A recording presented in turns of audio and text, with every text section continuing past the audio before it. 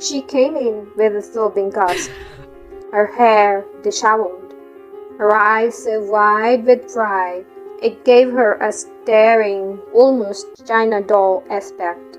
She was startlingly pale and hadn't bothered to cover up her pallor with lipstick and rouge. For an instant, the machinery of Loring's mind was barely able to function. It moved slowly as if eyes clogged, with one dread thought uppermost, whether streets were likely to be deserted in the early hours of the morning, and a scream could be quickly smothered. Had she been fleeing from someone who wouldn't have let her failure to use lipstick discourage him? A brutish someone who cared only that she was a woman? She was trembling violently, and her voice was so agitated that he had to strain to catch the words which were tumbling from her lips. As she clung to him, her eyes still China doll wide, her fingers tightened on his wrists. "Darling, darling, hold me tight. Just keep your arms around me for a moment, and I'll be able to tell you what happened. Right now, I can't seem to think straight." Loring stood for a moment without moving, holding her close, his temples throbbing. "What is it?" Trying to keep his voice calm, but not succeeding very well. "Tell me, I have got to know." "There was a man in my room when I woke up this morning. A complete stranger.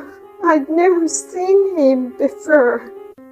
Loring's heart skipped a beat, and for an instant he couldn't seem to breathe. "A man?" "Yes. The door was locked, and I don't see how he could have gotten in. I never forget to lock the door when I go to bed. I'm very careful about it.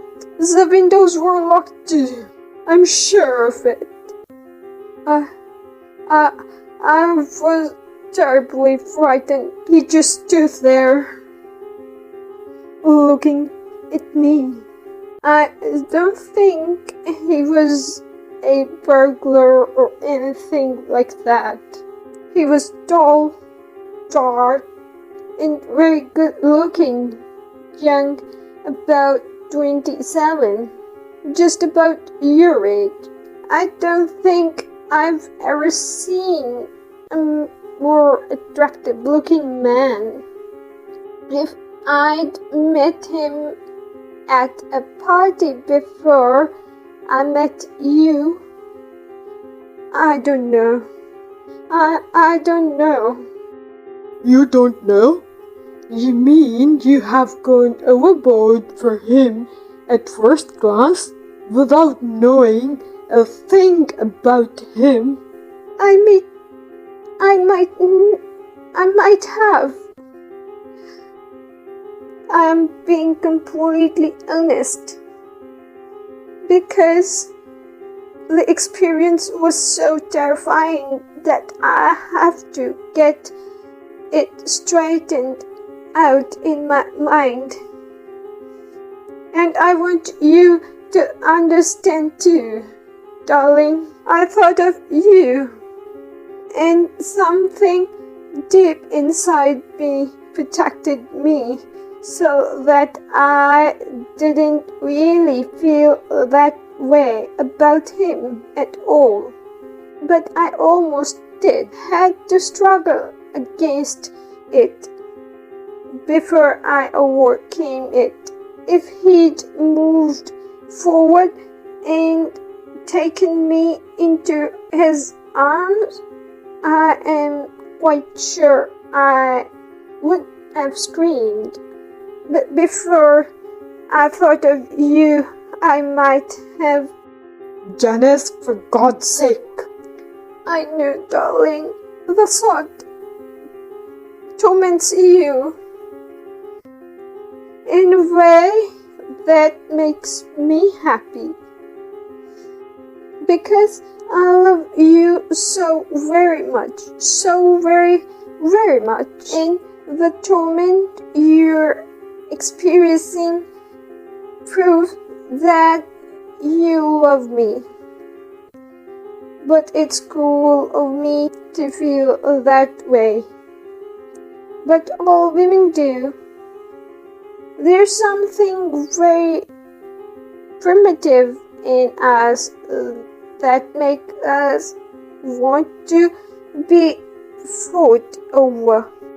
If the man you love will fight for you to the death, if necessary, brings him closer to you. If he's dead, that would give him any pleasure at all. I know, darling, I know. I hardly know what I'm saying. Forgive me. Be patient with me. I'm trying to. But don't you see what you're doing to me? You've told me nothing so far. Very little. I mean, did he try to make love to you? Did he touch you?